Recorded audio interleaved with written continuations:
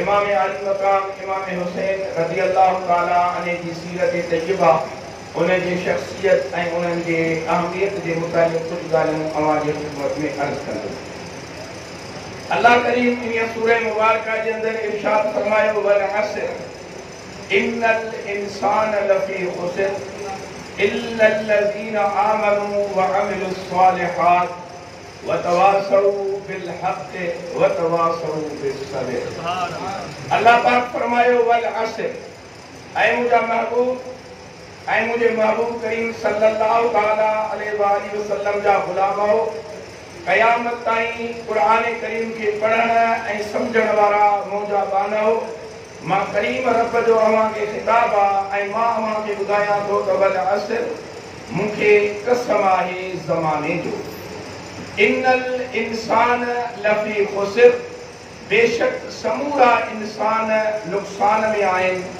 इल्लल लज़ीना आमनू, सवाइ उन्हनि माण्हुनि जे जन ईमान आंदो व अमिलुस सालिहात ऐं नेक अमल कयाऊं व तवासौ बिल हक़ ऐं हक़ जी वसियत कंदा रहिया व तवासौ बिस सब्र ऐं सब्र जी वसियत कंदा रहिया।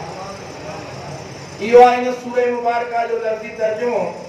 मक़सद इहो आहे त अल्लाह रब्बुल इज़्ज़त इन सूरह मुबारका जी इब्तिदा कसम सां फरमाई ऐं रब्बुल इज़्ज़त फरमायो वल अस्र। अस्र जो मुख़्तलिफ़ माना उलमाए तफ़सीर ज़िक्र फरमायूं आहिनि। ॿ मारूफ़ आहिनि। हिकु त इन्हीअ मां मुराद आहे टेपरीअ जे निमाज़ जो वक़्तु ऐं ॿियो इन्हीअ मां मुराद आहे मुतलिक़ ज़मानो, ज़माने जो कसम खयो या टेपरीअ जे निमाज़ जो कसम खयो। मक़सद त अल्लाह साईं कसम खणी इहा ॻाल्हि बयानु फरमाई आहे। कसम छो खयो, इन्हीअ जो टाइम कोन्हे को, छो त जे आउं इन्हीअ तरफ़ वयुसि त पोइ जेको असुल मौज़ू आहे उन ते कुझु बि कोन ॻाल्हाए सघिबो। सिर्फ़ु एतिरो अव्हांखे अर्ज़ु कयां त अल्लाह करीम जे कसम खणण जो सबबु ऐं असांजे कसम खणण जे सबब में फ़र्क़ु हूंदो आहे। असां ऐं अव्हां जेको कसम खणंदा आहियूं उन जो सबबु इहो हूंदो आहे त जंहिं माण्हूअ सां मां ॻाल्हि कयां थो पियो उहो माण्हू मुंहिंजे कसम खे ॿुधी करे मुंहिंजी ॻाल्हि जे मथां एतबार करे। इहो मक़सदु हूंदो आहे नी। असां कसम खणी ॻाल्हि कंदा आहियूं इन्हीअ जे लाइ त अॻिलो मुंहिंजी ॻाल्हि ते एतमाद करे, मुंहिंजी ॻाल्हि ते पत करे, मुंहिंजी ॻाल्हि ते एतबार करे मञे त यार हिन कसम खणी ॻाल्हि कई आहे ऐं मूंखे कसम वारी ॻाल्हि मञणु खपे। असां अव्हां जो कसम खणणु इन्हीअ लाइ हूंदो आहे त अॻिलो असांजी ॻाल्हि ते यकीन करे। ऐं रब्बुल इज़्ज़त जो कसम खणण जो मक़सदु इहो न हूंदो आहे त को माण्हू अल्लाह जी ॻाल्हि ते जेको आहे एतमाद कनि।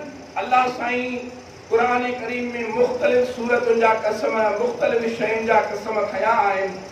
उन्हनि सभिनी कसमनि जो मक़सदु इहो आहे, तफ़सीरनि फरमायो त अल्लाह साईं जे कसम खणण जो मक़सदु इहो आहे त माण्हूअ खे उन शइ जी अहमियत जी ख़बर पए, उन शइ जे अहमियत जी ख़बर पए, फज़ीलत जी ख़बर पए, मक़ाम ऐं मर्तबे जी ख़बर पए त यार हीअ एॾी इज़त वारी शइ आहे, हीअ एॾी फज़ीलत वारी शइ आहे जो अल्लाह रब्बुल इज़्ज़त इन्हीअ जा बि कसम खणे थो।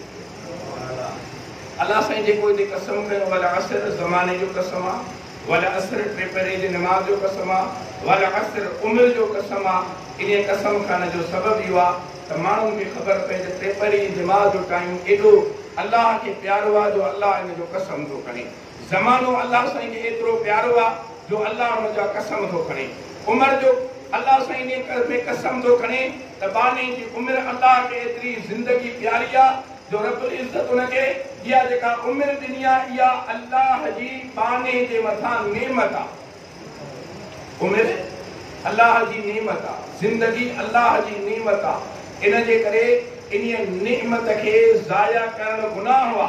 त इहे सभु जेके बि ॻाल्हियूं आहिनि मक़सदु इहो आहे त अल्लाह करीम फरमायो कि जे माने खे ख़बर पए त हिन शइ जी अहमियत छा आहे। अल्लाह से कसम खणी फरमायो त इन्नल इंसान लफ़ी खुस्र, बेशक जेके बि इंसान आहिनि उहे सभु नुक़सान आहिनि, सभु नुक़सान आहिनि, खसारे में। उन खसारे मां केरु निकिरंदा, उन खसारे मां केरु ॿाहिरि थींदा। अल्लाह से फरमायो सवाइ उन्हनि माण्हुनि जे जिन ईमान आंदो, जिन ईमान आंदो उहे हिकु सिफ़त इहा उन्हनि में बी सिफत या ईमान खां बाद उन जे अंदर अमल साले नेक अमल जो जज्बो पैदा थियो। टी उन्हनि जे अंदर सिफत या त उहे हक़ जे मथां पाण बि कायम रहंदा, ॿियनि खे बि हक़ जे रस्ते जे मथां हलाईंदा। चौथी सिफत उन्हनि जी इहा हूंदी त उहे पाण बि सब्र वारे रस्ते ते हलंदड़ हूंदा ऐं ॿियनि खे बि सब्र वारे रस्ते जे मथां हलाईंदा। ये चार सिफतूं जंहिं इंसान जे अंदर पैदा थींदियूं, अल्लाह पाक फरमाए त उहो खसारे खां आज़ाद आहे, उहो नुक़सान खां आज़ाद आहे। अल्लाह से उनखे सनद ॾिनी त मोमिन, नेक अमल करण वारो, हक़ जे रस्ते ते हलण वारो, सब्र जी राह ते हलण वारो, अल्लाह पाक फरमायो त इहो खसारे खां आज़ाद आहे, जेको नुक़सान खां आज़ाद आहे, जेको खसारे खां परे आहे, उहो इंसान दुनिया में भी कामयाब आहे, वो इंसान कब्र में भी कामयाब आहे ऐं उहो इंसान मैदान हशर में भी। सुभान अल्लाह। हाणे इन चइनी सिफ़तुनि खे आणो सैयदना इमाम आली मकाम इमाम हुसैन जे ज़ात गिरामी जे तरफ़। सुभान अल्लाह। त अल्लाह रब्बुल इज्जत हज़रत इमाम आली मकाम इमाम हुसैन रज़ी अल्लाह ताला अन्हु जी शख्सियत जे अंदर ये चार सिफ़तूं रब्बुल इज्जत अहिड़ियूं रखियूं हुयूं जो इमाम हुसैन रज़ी अल्लाह ताला अन्हु पाण त मोमिन आहिनि, पाण त ईमान वारा आहिनि, पर ईमान जे उन मकाम ऐं मर्तबे ते पहुतल आहिनि, ईमान जे उन बुलंद दर्जे ते इमाम आली मकाम इमाम हुसैन रज़ी अल्लाह ताला अन्हु पहुतल आहिनि जो जेकॾहिं कोई माण्हू उन्हनि जी मुहबत पंहिंजे दिल में रखे थो त उहो मोमिन थिए थो पियो, जेको पंहिंजे दिल में उन्हनि जो बुग़्ज़, साड़ ऐं हसद रखे थो पियो त उहो ईमान खां फारिग थी वञे थो पियो। इहो उन्हनि जो ईमान जो आला दर्जो आहे जो उहे ईमान जी निशानी बणिजी विया, उहे ईमान जी अलामत बणिजी विया, उहे ईमान जो सिंबल बणिजी विया, उहे मोमिन जी सुञाणप जी निशानी बणिजी विया ऐं अमल साले नेक अमल जे बि उन आला दर्जे ते सैयदना इमाम आली मकाम इमाम हुसैन रज़ी अल्लाह ताला अन्हु फाइज़ आहिनि जो जेकॾहिं उन्हनि जे बाबरकत अमल वारी ज़िंदगीअ खे अवां ॾिसंदव त अव्हांखे मिलंदो त इमाम हुसैन रज़ी अल्लाह ताला अन्हु उहो अल्लाह जे साले बाननि मां आहे जिन मदीने तैयबा खां मक्के पाक हज ते अल्लामा इब्न असाकिर अलैहि रहमा लिखियो आहे त इमाम हुसैन पंहिंजे बाबरकत ज़िंदगीअ में 25 हज प्यादल कया हुआ। पंध हज 25 इमाम आली मकाम रज़ी अल्लाह ताला अन्हु जन प्यादल हज कया, कंहिं सवारीअ जे मथां सवार न थिया, मदीने आलिया खां मक्के मुकरमा ताईं पंध विया, पंध आया ऐं इहो उन्हनि जो बैतुल्लाह हराम सां मुहब्बत, कुरान करीम जी तिलावत, नमाज, गुरबा मसाकिन जो हक़, सखावत, अल्लाह जे महबूब जे इन्हनि बचन खां वधीक दुनिया जे अंदर ॿियो कोई सखी पैदा थियो कोन्हे। अमल साले उन जे बि बुलंद मक़ाम ते इमाम आली मक़ाम रज़ी अल्लाह ताला अन्हु उन खां पोइ अल्लाह फरमायो त उहे हक़ जे मथां हलंदड़ हूंदा, हक़ जे मथां हलंदड़ हूंदा, पाण बि हक़ ते हलंदा, ॿियनि खे बि हक़ ते हलाईंदा। इमाम आली मकाम रज़ी अल्लाह ताला अन्हु जी बाबरकत ज़िंदगीअ जो अवां मुतालियो कयो त इमाम साहिब रज़ी अल्लाह ताला अन्हु यज़ीद जे बातिल जे ख़िलाफ़ डटजी विया, अहिड़ो हक़ जे मथां कायम रहिया, अहिड़ी हक़ जे मथां इस्तिक़ामत अख़्तियार फरमायूं जो पंहिंजा बच्चा बि इन हक़ जे वास्ते कुर्बान कयूं, पंहिंजा भाटिया बि इन हक़ जे वास्ते कुर्बान कयूं, पंहिंजा भाउर बि इन हक़ जे वास्ते कुर्बान कयूं, पंहिंजा भाणेजा बि इन हक़ जे वास्ते कुर्बान कयूं। मदीने तैयबा जहिड़ो मुक़द्दस शहर बि इन हक़ ते इस्तिक़ामत जे करे छॾियऊं, मक्के मुकरमा जहिड़ो शहर बि 8 ज़िलहज ते दुनिया मक्के जे तरफ़ अचे पई, इमाम आली मकाम मक्के खां 8 ज़िलहज ते निकिरनि पिया, उहो बि इन हक़ जे रस्ते ते कायम रहण जे लाइ ऐं क़यामत ताईं दुनिया खे इमाम आली मकाम इहो सबक़ ॾेई छॾियो त जॾहिं मामिलो हक़ ऐं बातिल जो अचे, जॾहिं मामिलो कूड़ ऐं सच जो अचे, जॾहिं मामिलो मुंहिंजे नबी जी शरीयत ऐं मुंहिंजे आका जे शरीयत जे मुखालिफ़त जो अचे, जेकॾहिं मामलो ज़ालिम ऐं मज़लूम जो अचे त पोइ इमाम हुसैन सम्झायो त न तोखे पंहिंजे घर जी परवाह करणी आहे, न तोखे पंहिंजे शहर जी परवाह करणी आहे, न तोखे पंहिंजे बचनि जी परवाह करणी आहे, न तोखे पंहिंजे अज़ीज़ो अकारिब जी परवाह करणी आहे। बस तोखे हक़ जे रस्ते जे साबित कदम रहणो आहे ऐं अहिड़ो इमाम साहिब साबित कदम रहियो जो दुनिया इमाम हुसैन जे साबित कदमीअ जो मिसाल पेश नथी करे। या दुनिया में किथे मिले थो इमाम हुसैन जहिड़ो को वाक़ई करबला जहिड़ो को सानियो मिले थो पियो? न, दुनिया जे अंदर कोई भी वाक़ियो नथो मिले पियो। इमाम आली मकाम रज़ी अल्लाह ताला ने इन सब्र खे बि उन बुलंद मनसब हक़ वारे उन बुलंद मनसब ते पहुचा जो दुनिया इमाम आली मकाम जे उन मनसब ते पहुचण जो मिसाल पेश नथी करे सघे पई।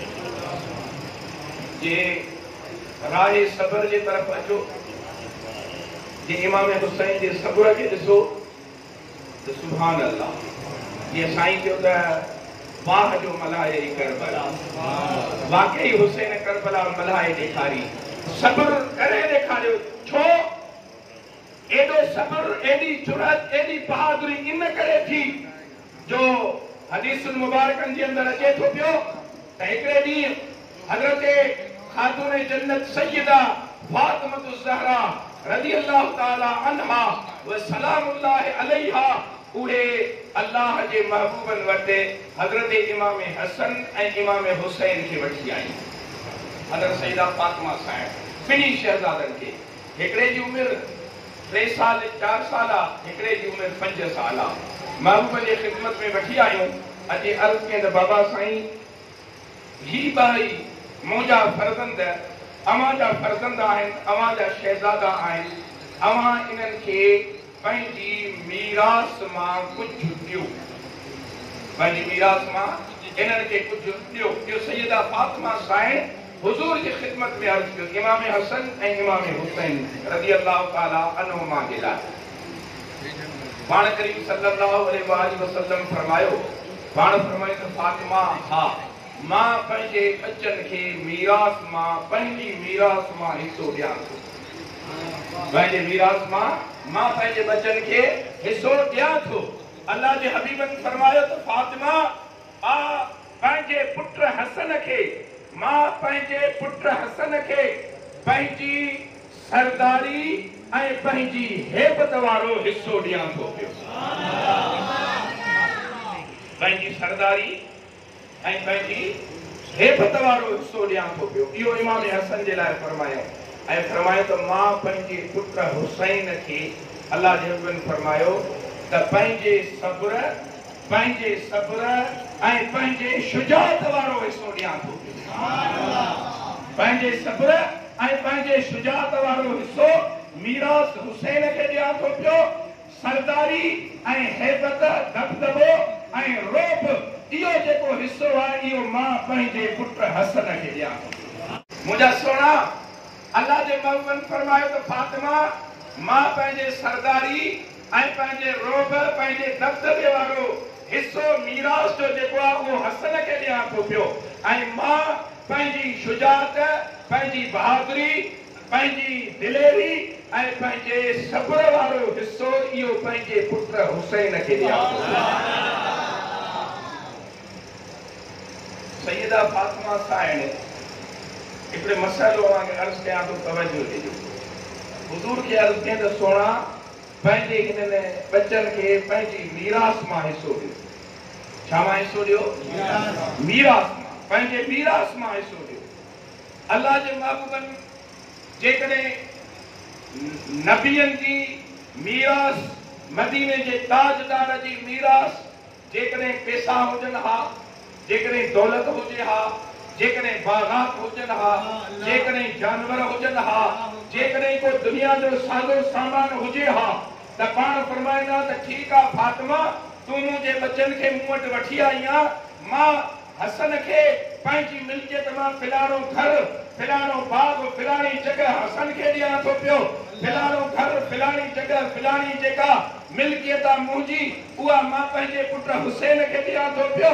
मीर खुर हदीस पाक खोले ॾिसो, अल्लामा नबानी अलैहि रहमत अशरफुल मुहब्बत जे अंदर इहा हदीस पाक आंदी आहे। कंजुल उम्माल जे अंदर शेख अली तक मुत्तकी हिंदी रहमतुल्लाह अलैहि हदीस पाक आंदी आहे त महबूबन फरमायो त मां इन्हनि खे दौलत दुनिया न, पैसा न, घर न, बाग न, छो त अंबिया जी जेका मीरास हूंदी आहे उहा दौलत न हूंदी आहे। अंबिया जी जेका मीरास हूंदी आहे उहा बाग न हूंदी आहे। अंबिया जी जेकॾहिं मीरास हूंदी आहे त उहे पैसा टोकड़ न हूंदा आहिनि, बल्कि अंबिया जी जेका मीरास हूंदी आहे उहो इल्मु हूंदो आहे। अंबिया जी मीरास जेका आहे सा उहा इल्मु हूंदो आहे। अंबिया जी जेका मीरास हूंदी आहे सब्र हूंदो आहे। अंबिया जी जेका मीरास हूंदी आहे उहा शुजाअत हूंदी आहे। अल्लाह जे महबूब करीम हसनैन करीमन के दौलत दुनिया न ॾिनी, बल्कि सब्र ॾिनो, बहादुरी ॾिनो, सरदारी ॾिनो, हैबत ॾिनो, समझाए छॾियो। ऐं इहो ई जवाब सैयदना सिद्दीक़ अकबर रज़ी अल्लाह ताला अन्हु सैयदा फातिमा साइण रज़ी अल्लाह ताला अन्हा जन खे ॾिनो ऐं फरमायो त साइण अंबिया पैसा माल मिल्कियत न छॾींदा आहिनि, बल्कि उन्हनि जो वरसो इल्मु हूंदो आहे जेको पंहिंजे उम्मत में, पंहिंजे पोइ वारनि में विरहाईंदा आहिनि। अंबिया किराम जो वरसो माल मिल्कियत दौलत न हूंदी आहे। इहा ई ॻाल्हि हुज़ूर हसनैन करीमन जे साम्हूं कई। इहा ई हज़रत सिद्दीक़ अकबर सैयदा फातिमा साइण जे साम्हूं ॻाल्हि कई आहे। मालूम थियो त हज़रत फातिमा साइण जे हुज़ूर खां वरसो घुरियो ऐं महबूबन वरसे में जेके शयूं अता फरमायूं उन्हनि वरसे वारनि शयुनि जो ज़िक्र हज़रत सैयदना सिद्दीक़ अकबर फातिमा साइण जे साम्हूं कयो हो। ज़ाहिर ॻाल्हि आहे त मुंहिंजे पीउ जी ॻाल्हि मुंहिंजे साम्हूं को करे, साईं मौलाना हसन साहब जे वालिद साहब जी ॻाल्हि को इन्हनि जे साम्हूं करे, कंहिं ॿिए जो वालिद जी ॻाल्हि कोई साम्हूं करे त उहो नाराज़ न थींदो आहे, ख़ुशि न थींदो आहे। उहो ख़ुशि थींदो आहे, नाराज़ न थींदो आहे, ना ख़ुशि न थींदो आहे। उहो अदा जॾहिं सैयदना सिद्दीक़ अकबर फातिमा साइण जे साम्हूं उहा ई ॻाल्हि कई जेका मदीने जा ताजदार अॻु में करे चुका आहिनि त फातिमा साइण जी शान जे लाइक़ इहा ॻाल्हि आहे ई कोन त उहा पंहिंजे अबे जी हदीस ॿुधी ऐं अबू बकर सिद्दीक़ ते नाराज़ थिए। सैयदा फातिमा साइण हदीस सदन जे वालिद गिरामी जे साम्हूं अचे ऐं नाराज़ थियनि, ईअं न आहे करणो, ईअं न थींदो। इहो बिल्कुलु ग़लति उन्हनि जी प्रोपेगेंडा आहे त को नऊज़ बिल्लाह सैयदा फातिमा साइण वधक हज़रत सिद्दीक़ अकबर खां घुरण वई। हज़रत अबू बकर सिद्दीक़ रज़ी अल्लाह ताला ने बीबी साइण खे न ॾिनो, बीबी साइण जो हक़ खाई विया। हज़रत सैयदा फातिमा साइण नाराज़ थी। बिल्कुलु इहो हिकिड़ो अहिड़ो कूड़ आहे, अहिड़ो कूड़ आहे जंहिं कूड़ खे दुनिया जे अंदरि फैलायो वियो आहे त जीअं चवंदा आहिनि त कूड़ खे एतिरो पखेड़ियो जो माण्हू उन खे सच सम्झनि। हिननि कूड़नि इन कूड़ खे एतिरो पखेड़ियो आहे जो माण्हू चवनि था पिया त शायदि इहा ॻाल्हि सची आहे। जे सॼो ॾींहुं बीबी साइण दरबार में बीठी रही, लानत हुजे तुंहिंजे अकुल ऐं इल्म ऐं सोच जे मथां। अवल ॻाल्हि आहे त दरबार हुई किथे? दरबार कहिड़ी हुई? दरबार त मस्जिद नबवी शरीफ हुई। अल्लाह जे महबूब जो मुसल्लो ऐं मिंबर इहो तख़्त हुयो जेको अल्लाह जा महबूब पंहिंजे सहाबा किराम अलैहिम रिज़वान खे ॾेई विया। कोई ॿियो महल, कोई प्रेसिडेंसी, कोई वज़ीर आज़म हाउस थोरा ई हुयो जंहिंते को वञी करे अमीरुल मोमिनीन सिद्दीक़ अकबर वेहनि पिया। इहो ई मस्जिद नबवी शरीफ जो मुसल्लो हो जंहिंते सिद्दीक़ अकबर काज़ी कुज़ात जे हैसियत में बि वेठा हुआ, मुसलमाननि जे इमाम जी हैसियत में बि वेठा हुआ, मुसलमान जे सुबह सालार जी हैसियत में बि वेठा हुआ, मुसलमाननि जे मुफ्ती आज़म जी हैसियत में बि वेठा हुआ। अल्लाह जे नबी जो मुसल्लो हुयो। ॿी का बि दरबार कोन हुई जे दरबार में सॼो ॾींहुं बीठी रही। शर्म अचे तव्हां जे मथां। हाणे अॼु जे कंहिं मुसलमान जे साम्हूं इहा ॻाल्हि कई वञे थी त फातिमा साइण बीठी रही त मुसलमान जी दिलि ॾकी वञे थी पई त ईअं कीअं थी सघे थो पियो। अरे सैयदना सिद्दीक़ अकबर, ॿिया मुंहिंजे करीम नबी जा सहाबी सगोरा, ॿिया करीम नबी जा ग़ुलाम उन वक़्तु मौजूदु हुया। उन्हनि सभिनी इहो बर्दाश्त कयो त फातिमा साइण सॼो ॾींहुं बीठी रही। हल ॿियनि खे छॾियो, भला मौला अली काॾे वियो? मौला अली काॾे? बाबा कोई भी मुझे अवां जे घरवारी जो कोई मामलो हुजे त असां घर में वेही ऐं घरवारी खे चवंदासीं तूं वञी पाण ॼाण तुंहिंजा कम ॼाण ऐं सो भी मौला अली वर मौला अली जहिड़ो मुड़ुस ऐं फातिमा साइण जहिड़ी घरवारी अल्लाहु अकबर इहे वरी परे थी विया चयऊं तूं वञ पाण वञी करे अबू बकर सिद्दीक़ खां वठी अच भला ॿियो कोई न अचे हा त हज़रत मौला अली त अचे हा चए त फातिमा हाणे छॾे हिननि खे हल भला न बिल्कुलु निसोड़ो कूड़ा न सईदा साइण नाराज़ थी न सईदा साइण कावड़ी अबे साईं जी हदीस ॿुधायूं राज़ी रही हा अलबत्ता मां ज़िमेदारीअ सां तव्हांखे हिकिड़ो हवालो ॾेई छॾियां थो पियो ज़िमेदारीअ सां उहो इहो हक़ुल यकीन जे अंदरि इन्हनि जे आलिम बाकर मजलिसी लिखियो आहे त सईदा साइण जॾहिं मोटी आई हज़रत अबू बकर सिद्दीक़ खां बक़ौल हुननि जे असांजे न हुननि जे अक़ीदे मसलक जे मुताबिक़ जॾहिं बीबी साइण मोटी आई त नऊज़ बिल्लाह सुम नऊज़ बिल्लाह हज़रत अली साईं ते सख़्तु नाराज़ थी ऐं अली साईं खे चवण लॻी त तूं बुज़दिल आहे उन्हनि जे हक़ुल यकीन ज़िमेदारी त कंहिं वटि हाणे मुंहिंजे खणीअ जो मां हवालो ॾेखारे सघां थो पियो मूं वटि हक़ुल यकीन अरबी फारसी उर्दू ॿई मौजूदु आहे ॿिन्ही जे अंदरि हवालो मौजूदु आहे बीबी साइण मोटी आई सैयदना अली ते सख़्तु नाराज़ थी चवण लॻसि त तूं बुज़दिल आहे नऊज़ बिल्लाह डिॼणो आहे ऐं ईअं लिखी पियो आहे घर में जीअं ॿार माउ जे रहम में लिखी पवंदो आहे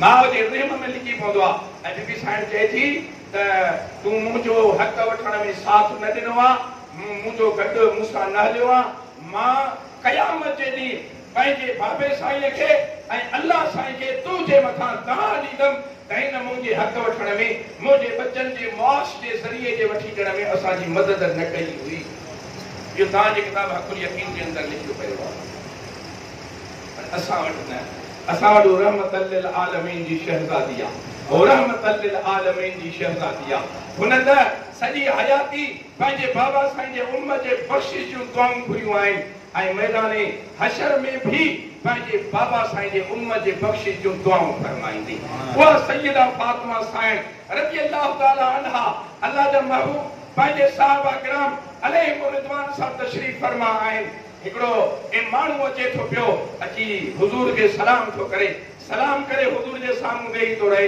ॿ टे मिंट हुज़ूर सां कचहरी करे उथी हलियो थो वञे जॾहिं हू वञे थो पियो नबी पाक सल्लल्लाहु अलैहि वसल्लम जिन अल्लामा हैसमी रहमतुल्लाह तआला अलैह मजमू ज़वाइद में इहा हदीस पाक नक़ल फरमाई आहे त उहो माण्हू उथी वियो नबी जे सरदार साहबा किराम खे फरमायो ऐं मुंहिंजा साहबियो इहो जेको माण्हू आयो जंहिं असांखे सलाम कयो जेको तव्हां सां वेठो मूंसां कचहरी कई तव्हां इन माण्हूअ खे सुञातो इहो केरु हुयो इन माण्हूअ खे सुञातो उहो केरु हुयो साहबा किराम अर्ज़ कयो आका साईं असांजो अबू अमा तव्हांजे मथां क़ुर्बान वञी असां हिनखे कोन सुञातोसीं त इहो केरु आहे पाण फरमाए मुंहिंजा साहबियो इहो जेको माण्हू मूं वटि आयो जेको मूंखे सलाम करे वेठो मूंसां कचहरी के उथी वियो हलियो फरमाए इहो इंसान न हुयो इहो अल्लाह जो मलाइक हुयो इहो अल्लाह जो मलाइक हुयो इहो फरिश्तो हुयो ऐं फरमायो त इहो कॾहिं बि पहिरियां ज़मीन ते न आयो आहे इहो अॼु पहिरियों दफ़ो ज़मीन ते आयो आहे इहो पहिरियों दफ़ो ज़मीन ते आयो आहे अॻे कॾहिं बि ज़मीन ते न आयो आहे इन अल्लाह जी बारगाह में अर्ज़ कयो हे मुंहिंजा मालिक साईं मां तुंहिंजी महबूब जे बारगाह में कॾहिं बि सलाम अर्ज़ करण न वियो आहियां मालिक करीम मूंखे इजाज़त ॾे त अॼु मां तुंहिंजे महबूब जे बारगाह में सलाम अर्ज़ करण वञा अल्लाह साईं इन फरिश्ते खे इजाज़त ॾिनी त तूं वञ मुंहिंजे महबूब खे वञी सलाम ॾेई अच पर अल्लाह से फरमायो त उन सां गॾु मुंहिंजे महबूब खे मुंहिंजे तरफ़ां वञी हिकिड़ी ख़ुशख़बरी हिकिड़ी बिशारत बि मुंहिंजे महबूब खे ॿुधाए अचे अर्ज़ कयूं सोना पोइ उहो बिशारत ॿुधाए वियो पाण फरमायो त हा अर्ज़ कयो सोना सलाम त हुनजो ॿुधोसीं पर उहो मूंखे बिशारत कहिड़ी ॾेई वियो उहा मूंखे ख़ुशख़बरी कहिड़ी ॿुधाए वियो उहा ख़ुशख़बरी त ॿुधायो अल्लाह जे महबूब करीम सल्लल्लाहु अलैहि वसल्लम फरमायो पाण फरमाए त मुंहिंजा साहबियो इहो फरिश्तो मूं वटि अल्लाह जे तरफ़ां इया खुशखबरी खणी आयो हो। अल्लाह साईं जे फरिश्ते के इहो पैगाम ॾेई करे मूं ॾांहुं मोकिलियो हुयो त तूं वञी मुंहिंजे महबूब खे सलाम ॾे ऐं मुंहिंजे महबूब खे वञी इहो ॿुधाए त फातिमा बिंतुक सय्यदा निसाए अहलिल जन्नह वबनाहुमा सय्यद शबाब अहलिल जन्नह।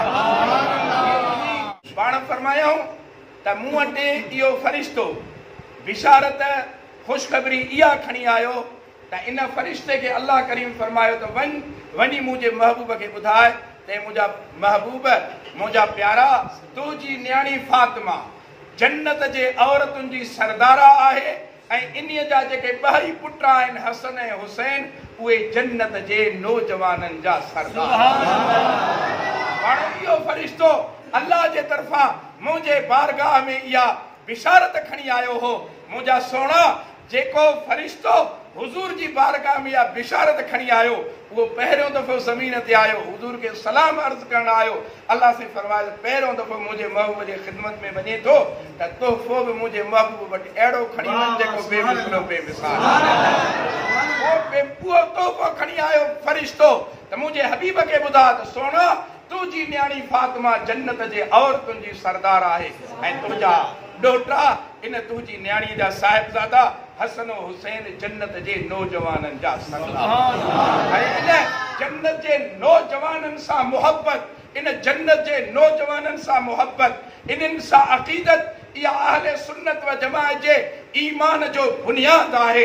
जंहिं दिल में हसनैन करीमैन जी मुहबत नाहे कसम अल्लाह जो उहो निमाज़ी हुजे, उहो गाज़ी हुजे, उहो रोज़ेदार हुजे, उहो कारी हुजे, उहो मुहद्दिस हुजे, उहो फ़क़ीह हुजे, उहो मुफ़स्सिर हुजे, उहो रात जो जागण वारो हुजे, पर जेकॾहिं दिल जे अंदर हसनैन करीमैन जी मुहबत न अथसि त ख़ुदा वटि उन जी का बि इबादत कोई बि नेक अमल क़बूल आहे ई कोन।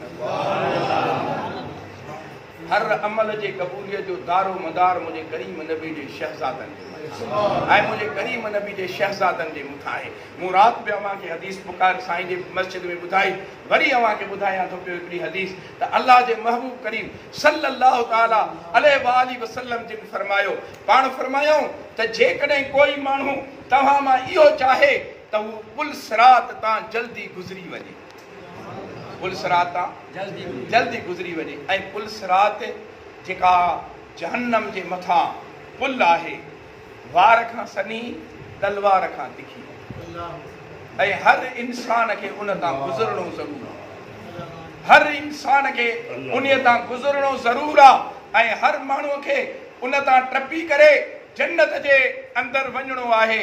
उन पुल सिरात ते मुंहिंजे करीम आका सल्लल्लाहु अलैहि वसल्लम फरमायो, पाण फरमायो जेकॾहिं अव्हां मां कोई मुंहिंजो उम्मती इहो चाहे त वो पुल सिरात तां जल्दी गुज़री वञे, पुल सिरात तां टपी जल्दी वञे।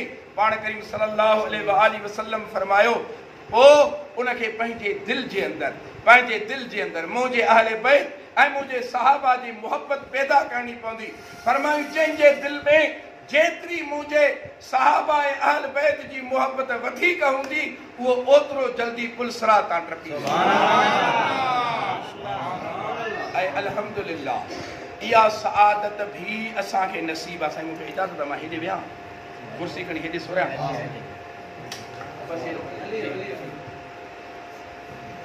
पाण फरमायो ऐं इहा सआदत मुहबत अहल बैत ऐं मुहबत सहाबा किराम अलैहिम रिदवान, इहा सआदत अल्लाह साईं अहले सुन्नत खां सवाइ ॿियनि खे नसीब न कई आहे। कोई सहाबा जो नालो वठी अहल बैत जे शान खे घटाइण चाहे थो, कोई अहल बैत जो नालो वठी सहाबा जे शान में गुस्ताखी करे थो पियो। इहे ॿई गुमराहीअ जे खॾ में किरियल आहिनि, इहे ॿई दलालत जे खॾ में किरियल आहिनि। हिदायत उन्हनि वटि आहे जिन जे दिलनि में सहाबा जी बि मुहबत आहे ऐं जिन जे दिलनि में अहले बैत जी, जिन जे दिलनि में सहाबा जी बि मुहबत आहे, जिन जे दिलनि में अहले बैत छो त उन्हनि जी पाण में मुहबत हुई, उन्हनि जी पाण में मुहबत हुई। अल्लाह जा महबूब करीम सल्लल्लाहु अलैहि वसल्लम हसनैन करीमैन इमाम हसन इमाम हुसैन रज़ी अल्लाह ताला अन्हुमा उन्हनि खे पंहिंजे कुल्हनि मुबारकनि ते खणी करे घुमाईंदा हुआ। हुज़ूर जे सहाबा इन मंज़र खे पंहिंजे मुबारक अखियुनि सां ॾिठो हो जॾहिं ताजदार अंबिया अलैहिस्सलातु व तस्लीम हिन दुनिया मां विसाल फरमायो। अमरे रब्बी जे मुताबिक़ करीम आका हिन दुनिया खां छॾे आख़िरत जे तरफ़ राही थिया, पंहिंजे जन्नत वारे घर में वञी आरामी थिया त हज़रत सैयदना सिद्दीक़ अकबर रज़ी अल्लाह ताला अन्हु नमाज पढ़ी ॿाहिरि निकिता। हसनैन करीमैन खेॾनि पिया। हिकिड़े शहज़ादे खे वठी पंहिंजे हिकिड़े कुल्हे ते विहारियो, ॿिए शहज़ादे खे वठी ॿिए कुल्हे ते विहारियो। पाण उन शहज़ादनि खे खणी उएं हलण लॻा जीअं आका करीम सल्लल्लाहु अलैहि वसल्लम हलंदा हुआ। माण्हुनि अर्ज़ु कयो, सोणा तव्हां हिन ॿिन्ही शहज़ादनि खे पंहिंजे कुल्हनि ते खयो आहे? पाण फरमाए थो, हा मां पंहिंजे महबूब आका खे ईअं ई इन्हनि खे कुल्हनि ते खणी घुमाईंदे ॾिठो हुयो।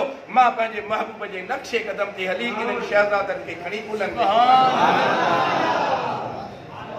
अल्लामा इब्न असाकिर रहमतुल्लाहि ताला अलैह इमाम हसन जी हालात ज़िंदगी में लिखियो आहे त हज़रत इमाम आली मक़ाम इमाम हसन रज़ी अल्लाह ताला अन्हु हिकिड़े ॾींहुं हिकिड़े जनाज़े जी निमाज़ ते तशरीफ़ फरमा थिया। जनाज़ो थियो, उन मैयत खे तदफीन करण जे लाइ क़बर में लाथऊं। ॿिया माण्हू बि बीठा हा। इमाम आली मक़ाम इमाम हसन रज़ी अल्लाह ताला अन्हु बि तशरीफ़ फरमा हुआ। फरमायो त इमाम हसन हिकिड़े वण जे हेठां वञी बीह रहिया त जेसीं ताईं माण्हू तदफीन खां वांदा थियनि, दफ़न खां फारिग़ थियनि त पोइ असां दुआ घुरी अॻिते वधूं। अल्लाह जे महबूब जो जलीलुल क़द्र साहिबी सगोरो जंहिंखां सभ खां वधीक हदीसूं रवायत थियल आहिनि, सभ खां वधीक। ऐं मां हिकिड़ी ॻाल्हि अव्हांखे अर्ज़ु करे छॾियां, उलमा जी मौजूदगीअ में फ़ज़ाइल अहल बैत ते जेके हदीसूं अथव न, फ़ज़ाइल अहल बैत ते जेके बि हदीसूं अथव उहे हदीसूं हज़रत अबू हुरैरा खां, हज़रत आइशा सिद्दीक़ा खां ऐं हज़रत उमर फारूक खां रवायत थियल अथव। 98% जेके रवायतूं आहिनि फ़ज़ाइल अहल बैत जूं 98% दावा सां चवां मथो पियो, बड़े हदीस पाक जा किताब खोले ॾिसो तव्हां। 98% हदीसूं जेके फ़ज़ाइल अहल बैत जूं आहिनि उहे इन्हनि टिनि शख़्सियतुनि खां रवायत थियल आहिनि। हज़रत अबू हुरैरा खां, हज़रत उम्मुल मोमिनीन आइशा सिद्दीक़ा खां ऐं हज़रत उमर फारूक रज़ी अल्लाह ताला अन्हु। 98% इन्हनि खां, 2% ॿियनि खां रवायत थियल आहे। इन्हनि खां रवायत थियल आहे। हज़रत सैयदना अबू हुरैरा रज़ी अल्लाह ताला अन्हु उन्हीअ ते बि कावड़ कई, चई हुज़ूर सां 2 साल रहियो, पोइ एॾियूं हदीसूं ॾाढो रवायत कई, एॾियूं हदीसूं सभिनी खां वधीक छो रवायत कई? यार शागिर्द खे न ॾिसबो आहे, उस्ताद खे ॾिसबो आहे। साईं अल्लामा साहिब, आपके पास मदरसे में, हमारे पास, दीगर असातिज़ा के पास कोई तालिब इल्म आता है 3 साल में कुरान पाक हिफ्ज़ करता है, ठीक है साईं? कोई 1 महीने में हिफ्ज़ कर लेता है, कोई 3 महीने में हिफ्ज़ कर देता है। हमने 3 महीने में भी बच्चों को देखा उन्होंने कुरान पाक हिफ्ज़ कर लिया। 3 महीने, 3 महीननि में कुरान पाक जो हिफ्ज़ पूरो। के 3 साल वठंदा आहिनि, के 4 साल में वठी वेंदा आहिनि, के 3 महीननि में, के 2 महीननि में पूरो करे वञनि था पिया, 3 महीने में बि पूरो कयो आहे। पोइ छा चऊं त यार ॿिया 4 साल था वठनि, हिन 1 महीने में कीअं पढ़ियो? न, उन उस्ताद खे ॾिस ऐं उन शागिर्द खे ॾिस। अबू हुरैरा खे न ॾिस, इहो ॾिस त अबू हुरैरा जो उस्ताद कहिड़ा, मदरसे कहिड़े में आहे। अबू हुरैरा मदरसे कहिड़े में आहे, उन मदरसे खे ॾिस, उन उस्ताद खे ॾिस जेको काइनात जो मुअल्लिम आहे। उन महबूब जंहिं ते जेतिरी निगाह विधी आहे, उन करीम जे फैज़ सां उहो एतिरो फैज़वर थियो आहे। हज़रत अबू हुरैरा ते मदीने वारे साईं इहा निगाह विधी त अबू हुरैरा खां सभ खां वधीक अबू हुरैरा खे हदीसूं यादि थियूं ऐं अबू हुरैरा सभ खां वधीक हदीसूं रवायत कयूं।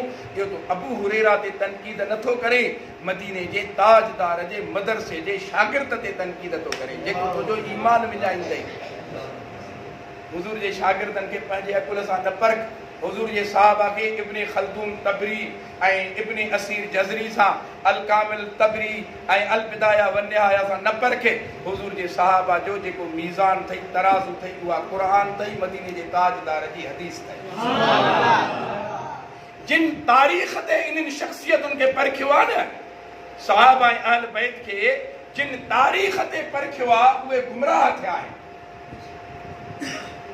बाबा जेके बेईमान यज़ीद जा यार आहिनि, जेके यज़ीद जी हिमायत कनि था पिया, उहे यज़ीद जी हिमायत में क़ुर जूं आयतूं न ॿुधाईंदा आहिनि। उहे यज़ीद जी हिमायत में नबी सरदार जूं हदीसूं न ॿुधाईंदा आहिनि। उहे यज़ीद जे हिमायत में तारीख़ जूं रवायतूं पेश कंदा आहिनि। त फिलाणे तारीख़ जे किताब हीअं लिखियो आहे, फिलाणे तारीख़ जे किताब हीअं लिखियो आहे, फिलाणे तारीख़ जे किताब हीअं लिखियो आहे। असां चवंदा आहियूं त न, हुसैन यज़ीद खे हिक ताराज़ीअ जे पुड़ में बीहारे तारीख़ जे किताबनि में न परखे। हुसैन परखणो अथई त क़ुर में परख, हुसैन परखणो अथई त मुंहिंजे नबी जे हदीस में परख। हुसैन खे यज़ीद सां गॾु बीहारे तारीख़ जे किताबनि जे हवाले न कर। हुसैन जी तारीफ़ में क़ुर मौजूदु आहे, हुसैन जी तारीफ़ में मुंहिंजे नबी जूं हदीसूं मौजूदु आहिनि। मुंहिंजे महबूब जे साहबा सिद्दीक़ अकबर, फारूक़ आज़म, उस्मान गनी, अली उल मुर्तज़ा खे तारीख़ जे किताबनि में न परखे। का तारीख़ जे किताबनि में परखींदे मरंदे, पर जे क़ुर हदीस में परखींदे त पोइ कसम आहे अल्लाह जो तुंहिंजी दिलि ईमान सां भरिजी वई। जिन जो क़ुर तारीफ़ करे उनजे लाइ तबरीअ का ॻाल्हि लिखी त फिटी कंदासीं।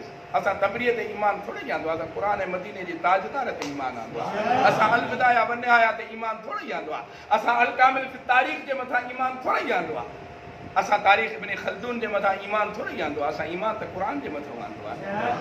तंहिंजे करे भले तारीख़ जा किताब कुझु बि चवनि, जेकॾहिं क़ुर जे मुवाफ़िक़ आहिनि त अल्हम्दुलिल्लाह, जेकॾहिं क़ुर जे मुखालिफ़ आहिनि, उन्हनि शख़्सियतुनि जे मुखालिफ़नि जिन जी तारीफ़ क़ुर थो करे, त पोइ इन्हनि खे कोन क़बूल कंदासीं, हिन खे कोन क़बूल कंदासीं। तंहिंजे करे साहबा अहल बैत जो मीज़ान तारीख़ जा किताब न आहिनि। साहबा अहल बैत जो मीज़ान मदीने वारे साईं जी हदीस आहे ऐं अल्लाह जो नाज़िल कयल क़ुर जेको, ऐं इहा असांखे नसीब अथव, आले सुन्नत खे नसीब अथव, अहले सुन्नत के नसीब अथव।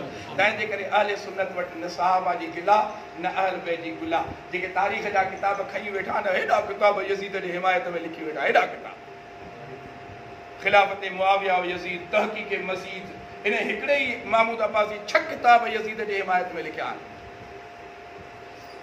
दारुल उलूम कराची जो मौलवी अथनि, उन लिखियो आहे किताब नऊज़ बिल्लाह सीरत सैयदना यज़ीद रज़ी अल्लाह ताला अन्हु।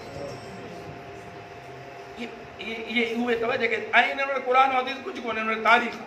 तंहिं करे तारीख़ इन्हनि शख़्सियतुनि जे लाइ न आहे, इन मालूमात जो ज़रियो आहे। जेका इन्हनि शख़्सियत जे शान जे ख़िलाफ़ तारीख़ में रवायत मिलंदी, लोधे फिटी करे छॾींदासीं, छो त असांजो ईमान क़ुर जे मथां, ईमान मदीने जे ताजदार ते। हज़रत सैयदना अबू हुरैरा रज़ी अल्लाह ताला अन्हु, मुंहिंजे महबूब जो जलील क़द्र सहाबी आहे। फरमाए थो ॿिया बाग बाज़ार में वञी वापार कंदा, बागनि ते वञी कमु कंदा। मां मिसकीन ग़रीब हुउमि, घर में कुझु बि कोन, अम्मा खां सवाइ ॿी का शइ कोन, खाइण लाइ कुझु बि कोन हुयो, न पाइण लाइ को कपिड़ो, हिकिड़ी चादर हुई, कोकी ॿधी, हुज़ूर जी ख़िदमत में वेठो हूंदो हुउमि। जेको हुते मिलंदो खाईंदो हुउमि, जेको हुते मिलंदो ॿुधंदो हुउमि, बसि मुंहिंजी ज़िंदगी ईअं ई गुज़रंदी। सैयदना अबू हुरैरा फरमाइनि था, हज़रत अबू हुरैरा ॾिठो त मुंहिंजे करीम आका सल्लल्लाहु अलैहि वसल्लम जो शहज़ादो इमाम हसन वण जे छांव में बीठो आहे। अल्लामा इब्न असाकिर रहमतुल्लाह अलैहि इमाम आली मक़ाम में हसन जे हालात ज़िंदगी में लिखियो आहे। उहे हज़रत अबू हुरैरा हलिया, उतां हलिया, पंहिंजे कुलनि ते चादर पई आहिनि, उहा चादर लाथऊं, चादर लाहे इमाम हसन रज़ी अल्लाह ताला अन्हु जे पेरनि मुबारकनि खे, जुती मुबारक खे हज़रत अबू हुरैरा पंहिंजी चादर सां उखणनि। इमाम साहब फरमाइनि, अबू हुरैरा ईअं न कर बेली, तूं मुंहिंजे नाना साईं जो सहाबी आहे, तूं मुंहिंजे महबूब जो सचो ग़ुलाम आहे, तूं मुंहिंजे महबूब जो सोबत में वेहण वारो आहे। अल्लाह तुंहिंजे शान में क़ुर जूं आयतूं नाज़िल फरमायूं आहिनि। ऐं अबू हुरैरा तूं ईअं न कर, पंहिंजी चादर सां मुंहिंजे पेरनि मुंहिंजी जुती खे न उग।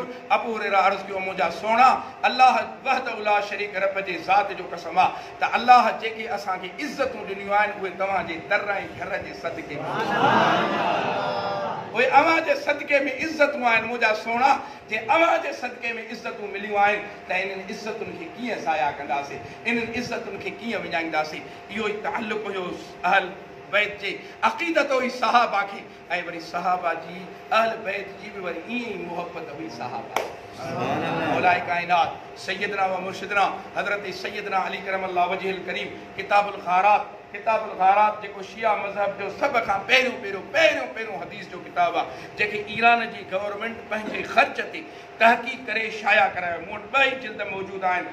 मां ईरान खां हिकिड़े मौली साहिब खां घुरायो हिते न पियो मिले हाणे बि घटि माण्हू मां सम्झा थो मूं जांच कई आहे सिंध में 2 या 3 माण्हुनि वटि इहो किताबुल ग़ारात मौजूदु आहे।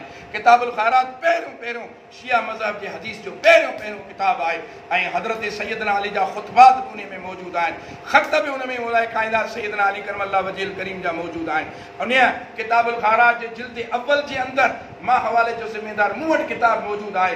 पाण को मेंबर शरीफ ते तशरीफ़ फरमा आहिनि, हिकिड़ो माण्हू उथी बीहे थो अर्ज़ करे थो त ए सैयदना अली अबू बकर ऐं उमर जे मुतालिक़ छा थो फरमाए, अबू बकर ऐं उमर जे मुतालिक़ छा थो फरमाए, तूं छा थो चई, अबू बकर ऐं उमर छा हुआ? पाण फरमायूं उन पुछण वारे खे फरमायूं, पाण फरमाए त मूंखे कसम आहे रब जो, मूंखे कसम आहे रब जो त उहे मुंहिंजे महबूब जा सहाबी हुया, उहे मुंहिंजे महबूब खां बाद मुस्लमाननि उन्हनि जे हथ ते बैयत कई, मां दिलि जे रज़ा ऐं रग़बत सां उन्हनि जे हथ ते बैयत कई ऐं मां उन्हनि जो मुआविन, उन्हनि जो साथी, उन्हनि जो मददगार थी उन्हनि सां गॾु रहियुमि। ऐं पाण फरमायो त कसम आहे अल्लाह जो, कसम खणी मौलाए काइनात फरमाइनि था मूंखे कसम आहे अल्लाह जो त अबू बकर ऐं उमर पंहिंजी ज़िंदगी नबी पाक सल्लल्लाहु अलैहि वसल्लम जी सुन्नत ऐं क़ुरान जे मुताबिक़ गुज़ारी आहे। उहे कानता अलल हक़ व माता अलल हक़, उहे ॿई जेसीं ताईं जीअरा हुआ त हक़ ते हुया, जॾहिं दुनिया मां विया तॾहिं बि हक़ ते।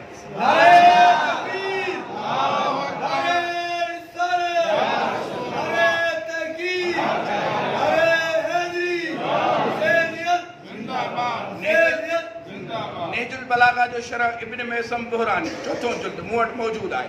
इब्न मैसम बहरानी चौथे जुल्द जे अंदरि नेजुल बलागा जे शरह जे अंदरि हज़रत मौलाए काइनात सैयदना व मुर्शिदना हज़रत सैयदना अली करमल्लाह वजह करीम जो ख़त मुबारक जेको हज़रत अमीर मुआविया खे लिखियो अथऊं, उन में काफ़ी ॻाल्हियूं बहस आहिनि। उन में पाण 2 ॻाल्हियूं फरमाइनि था। पाण फरमाइनि त अमीर मुआविया तुंहिंजी अबू बकर सिद्दीक़ सां कहिड़ी निस्बत? सैयदना अली जा लफ़्ज़ आहिनि, हवाले मां ज़िम्मेदार इब्न मैसम बहरानी शरह नेजुल बलागा चौथों जिल्द, उन जे अंदरि इहो हवालो मौजूदु आहे। ग़ालिबन सिफ़ो 366 या 364 आहे, उन जे अंदरि इहो हवालो मौजूदु आहे। मां हवाले जो ज़िम्मेदार आहे। पाण फरमाइसि था त अमीर मुआविया तुंहिंजी अबू बकर सिद्दीक़ सां कहिड़ी निस्बत? फरमाइसि त अबू बकर सिद्दीक़ उहो हुयो जंहिं असांजे हक़ खे सुञातो ऐं असांजे हक़ जी हिफ़ाज़त कई। ये मौलाए काइनात सैयदना अली दा फरमाइनि त अबू बकर सिद्दीक़ उहो हुयो जंहिं असांजे हक़ खे सुञातो ऐं असांजे हक़ खे पूरो कयो। ऐं उमर फारूक जे लाइ फरमाइनि था, फरमाइनि तोखे फारूक सां कहिड़ी निस्बत? पाण फरमाइनि मौला अली फरमाइनि था फारूक उहो हुयो जंहिं असांजे दोस्तनि ऐं असांजे दुश्मननि में फ़र्क़ु कयो, जंहिं असांजे दोस्तनि ऐं असांजे दुश्मननि में फ़र्क़ु कयो। इहो मौला अली जो हज़रत सिद्दीक़ अकबर फारूक आज़म रज़ी अल्लाह ताला अन्हुमा जे मुतअल्लिक़ फरमान आहे। ऐं पाण फरमाए त मुंहिंजे मथां न जिबिर थियो, न ॾाढ थियो, न मूं ते सख़्ती कई वई। पाण फरमाए त मूं पंहिंजे दिलि जे ख़ुशीअ सां उन्हनि ॿिन्ही जे हथ ते बैयत कई आहे। मौला अली फरमायो त सिद्दीक़ आहे। ऐं उहो ई फैज़ हज़रत इमाम ज़ैन आबिदीन रज़ी अल्लाह ताला अन्हु, इमाम ज़ैन आबिदीन रज़ी अल्लाह ताला अन्हु उन्हनि वटि हिकिड़ो शख़्स आयो, उन जे दिलि में बुग़्ज़ हुयो। अची करे हज़रत इमाम साहिब रज़ी अल्लाह ताला अन्हु जन खे चवण लॻो त अख़बिरनी अन अबी बकर, सोना अली सैयदन सनन जो नालो आहे इमाम ज़ैन आबिदीन जो। फरमाइनि था ए अली मूंखे ॿुधाए त अबू बकर छा हुयो, अबू बकर छा हुयो? हज़रत सैयदना इमाम ज़ैन आबिदीन सम्झी विया त हिन जे दिलि में अबू बकर सिद्दीक़ जो बुग़्ज़ आहे। पाण फरमायोसीं त अतसअलु अन सिद्दीक़, छा तूं मूंखां अबू बकर सिद्दीक़ जे मुतालिक़ थो पुछी? वो त हटियल हो न, बुग़्ज़ भरियो पियो हुउसि। चवण लॻो त अंत सम्माहु सिद्दीक़न, साईं तूं बि अबू बकर खे सिद्दीक़ थो चई, तूं बि अबू बकर खे सिद्दीक़ थो चई। पाण फरमायोसीं त मां अबू बकर खे सिद्दीक़ कीअं न चवां, सम्माओ सिद्दीकन मन हुआ खैरुम मिन्नी हुआ रसूलुल्लाह वल मुहाजिरीन वल अंसार। पाण फरमाए तो चरिया मां अबू बकर के सिद्दीक कीअं न चवा। अबू बकर के तो सिद्दीक उन्हीं चवा जेको मुखा कई दर्जा भलो कई दर्जा बेहतर वो हुयो अल्लाह जो रसूल जै अबू बकर के सिद्दीक चवा। वो या मुहाजिर जै अबू बकर सिद्दीक के सिद्दीक चवा। वो या अंसार जिन अबू बकर के सिद्दीक चवा। पाण फरमायो तो मुखा बेहतर मानन अबू बकर के सिद्दीक चवा मां तंहिंजे करे अबू बकर के सिद्दीक। हजरत सैयदना इमाम जाफर सादिक रज़ी अल्लाह तआला अन्हु ऐं सैयदना इमाम मोहम्मद बाक़िर साईं रज़ी अल्लाह तआला अन्हु। इमाम मोहम्मद बाक़िर साईं जी भी रवायत ईअं ई मिले थी पई। कंहिं माण्हू पुछा कनि त साईं इमाम मोहम्मद बाक़िर रज़ी अल्लाह तआला अन्हु हज़रत सैयदना सिद्दीक़ अकबर जो ॾोहिटो आहे। सैयद इमाम जाफर सादिक सैयदना अबू बकर सिद्दीक़ जो ॾोहिटो आहे। इमाम मोहम्मद बाक़िर रज़ी अल्लाह तआला अन्हु जेको आहे उनजी जेका घरवारी आहे उहा हज़रत सैयदना अबू बकर सिद्दीक़ जी पोटी आहे। हज़रत सिद्दीक़ अकबर जा ॿ साहब हज़रत अब्दुर्रहमान ऐं हज़रत मोहम्मद अब्दुर्रहमान बिन अबी बकर मोहम्मद बिन अबी बकर। इन मोहम्मद बिन अबी बकर जी न्याणी अस्मा हो मोहम्मद बिन अबी बकर जो पुत्र कासिम बिन मोहम्मद बिन अबी बकर जो पुत्र कासिम ऐं अब्दुर्रहमान बिन अबी बकर जी न्याणी अस्मा बिनते अब्दुर्रहमान। ॿई सौट इन्हनि ॿिन्ही सौट ऐं सौट जी शादी थी यानी हज़रत कासिम जी ऐं हज़रत अस्मा जी। होॾां बि अबू बकर सिद्दीक़ जी पोटी आहे होॾां बि अबू बकर सिद्दीक़ जो पोटो आहे। इन्हनि ॿिन्ही जी पाण में सौटनि जी शादी थी। इन्हनि मां हिकिड़ी न्याणी ॼाई उन जो नालो आहे उम्मे फरवा। छा नालो आहे? उम्मे फरवा। उन उम्मे फरवा जो निकाह थियो हज़रत सैयदना इमाम मोहम्मद बाक़िर सां। सिद्दीक़ अकबर जी उन पोटीअ जो निकाह थियो हज़रत इमाम मोहम्मद बाक़िर सां। उन इमाम मोहम्मद बाक़िर ऐं उम्मे फरवा मां पैदा थियो हज़रत इमाम जाफर सादिक।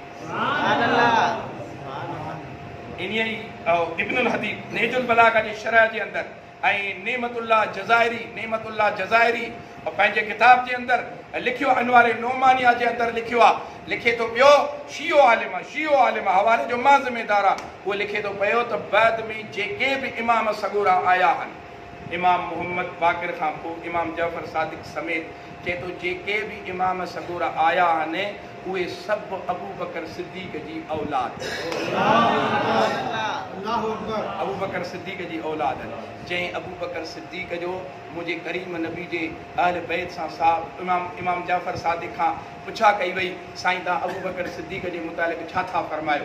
हज़रत सैयदना इमाम जाफर सादिक रज़ी अल्लाह तआला अन्हु पर कश्फुल उम्मा फी मारिफतिल अइम्मा अल्लामा अरबली शिया आलिम पंहिंजे किताब जे अंदरि लिखे थो पियो त हज़रत इमाम जाफर सादिक चयो साईं तव्हां अबू बकर सिद्दीक़ जे मुतालिक़ छा था फरमायो। सैयदना इमाम जाफर सादिक रज़ी अल्लाह तआला अन्हु फरमायो त हुआ जद्दी हल यसुब आदन आबाअहु। पाण फरमायो त पुछण वारा अबू बकर सिद्दीक़ त मां जाफर सादिक जो नानो आहे। अबू बकर सिद्दीक़ मां जाफर सादिक जो नानो आहे।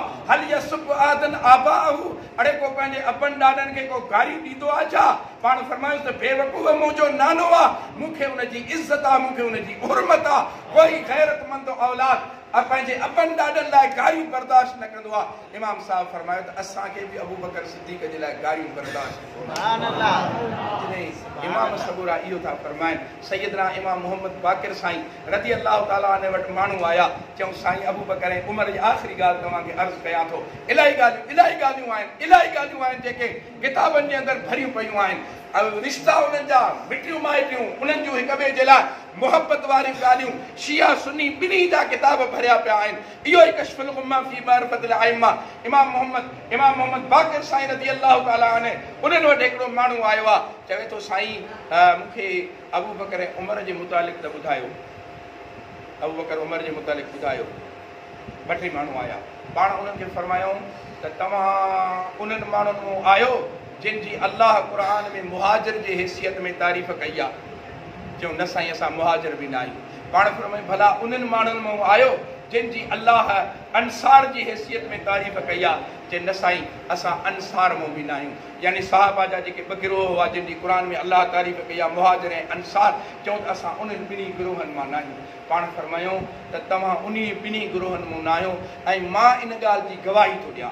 इमाम साईं फरमाईंदा मां इन ॻाल्हि जी गवाही थो ॾियां त तव्हां उन्हनि माण्हुनि मां बि न आहियो, तव्हां उन्हनि माण्हुनि मां बि न आहियो जिन जी अल्लाह पाक क़ुर में तारीफ़ फरमाई आहे वल्लज़ीन जाऊ मिन बअदिहिम यक़ूलून रब्बना इग़फिर लना व लिइख़वानिना अल्लज़ीन सबक़ूना बिल ईमान वला तजअल फ़ी क़ुलूबिना ग़िल्लन लिल्लज़ीन आमनू रब्बना इन्नका रऊफ़ुर रहीम।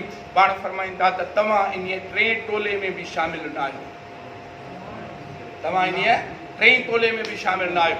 ईअं फरमाए पोइ उन्हनि खे फरमायूं त पोइ मूं वञी उथो उथो ऐं फ़अलल्लाहु बिकुम, अल्लाह जी तव्हांजे मथां मार पवे, अल्लाह जी तव्हांजे मथां मार पवे। पाण फरमायूं उथो वञो ऐं वञी करे इन्हनि ॿिन्ही सां मुहबत कयो, इन्हनि ॿिन्ही सां मुहबत कयो। अबू बकर उमर सां वञी मुहबत कयो। पाण फरमायूं सिर्फ़ इन्हनि सां सिर्फ़ मुहबत न कयो बल्कि फरमायो त इन्हनि जे मुहबत में दीवाना थी वञो, इन्हनि जे मुहबत में दीवाना थी वञो। ऐं फरमायो न त पोइ आख़िरी जेका सनद ॾिनी मुंहिंजे इमाम सगोरे असां क़यामत ताईं असांजे दिलनि जी टेक आहे। पाण उन्हनि खे फरमायूं त वञो अबू बकर सिद्दीक़ उमर फारूक सां मुहबत कयो, उन्हनि जा मुहबत में दीवाना बणिजी वञो, उन्हनि जा मुहबत में दीवाना बणिजी वञो। ऐं पाण फरमाइनि था पिया त जेकॾहिं इन असाबकुम शैउन फफी उनुक़ी, इन असाबकुम शैउन फफी उनुक़ी, पाण फरमाइनि त जेकॾहिं उन्हनि जी मुहबत जे करे, उन्हनि जे दीवानगीअ जे करे तव्हांखे दुनिया में क़ब्र में क़यामत में काई तकलीफ़ पहुचेव, काई परेशानी थिएव, कोई ॾुख मिलेव त फरमाइनि था फफ़ी उनकी, उन्हीअ जो ज़िम्मेदार मां मुहम्मद जो फर्ज़ंद। पाण फरमाए तव्हांखे काई तकलीफ़ उन्हनि जे मुहबत जे करे न थींदी, काई तकलीफ़ उन्हनि जे मुहबत जे करे न थींदी। बेशक उन्हनि जी मुहबत सहाबा अहल बैत जी मुहबत ईमान जो बुनियाद आहे। असां अहले सुन्नह व जमात वारा ख़ुशि नसीब आहियूं जो अल्लाह असांखे इन्हनि जी मुहबत ॾिनी आहे। मुंहिंजे मौला, मुंहिंजे आका, मुंहिंजे साईं हज़रत सैयदना इमाम आली मक़ाम इमाम हुसैन रज़ी अल्लाह ताला अन्हु जॾहिं मैदान करबला जे अंदरि तशरीफ़ फरमा थियनि था, यज़ीद जे लश्कर जे साम्हूं बीठा आहिनि, उन्हनि खे बीह करे पाण फरमाइनि था त ओ बेईमानव मां तव्हांखे हिकिड़ी ॻाल्हि ॿुधायां। चवनि था हा ॿुधा, रुॻो ख़ुतबो आहे संदन जो। इहो जुमिलो जेको असांजे दिलनि जी टेक आहे, जेको दिल जे पटीअ ते लिखी छॾियो, इमाम साहब रज़ी अल्लाह ताला ने जेको फरमायो पाण उनजे साम्हूं बि फरमाइनि था त छा, उनखे फरमाइनि था त छा असांजे नाना साईं ईअं न फरमायो हो त अंतुमा सैयदा शबाब अहलिल जन्नह, छा असांजे नाना साईं ईअं न फरमायो हो त तव्हां ॿई यानी हसन ऐं हुसैन जन्नत जे नौजवाननि जा सरदार आहियो। छा असांजे नाना साईं ईअं न फरमायो हो त तव्हां ॿई जन्नत जे नौजवाननि जा सरदार आहियो? उनजो त हा ईअं फरमायो हो। पाण फरमायूं त छा असांजे नाना साईं ईअं बि न फरमायो हो त अंतुमा सैयदा शबाब अहलिल जन्नह व कुर्रत उयून अहले सुन्नह, व कुर्रत उयून अहले सुन्नह। असांजे नाना साईं फरमाए त हसन ऐं हुसैन तव्हां ॿई जन्नत जे नौजवाननि जा सरदार आहियो ऐं उन्हीअ सां गॾु अहले सुन्नत वारनि जे अखियुनि जा ठार आहियो। खालिद भाई जी साईं, जी साईं, अल्लाह के महबूब ने फरमाया तुम दोनों जन्नत के नौजवानों के सरदार और अहले सुन्नत की आंखों की ठंडक हो। सुभान अल्लाह, सुभान अल्लाह। इमाम अली मकाम ने मैदान करबला में फरमा दिया कि हम अहले सुन्नत के आंखों की ठंडक हैं, हम अहले सुन्नत के आंखों के दिल का सुकून है। बेशक मुझे महबूब जा शहजादा असांजे दिल जो सुकून आहिनि, असांजी अखियुनि जो ठार आहिनि, असांजे मुहब्बतुनि अक़ीदतुनि जो मर्कज़ आहिनि। कसम ब ख़ुदा इन इमाम हसन ऐं हुसैन खां सवाइ असांजो को चाढ़ो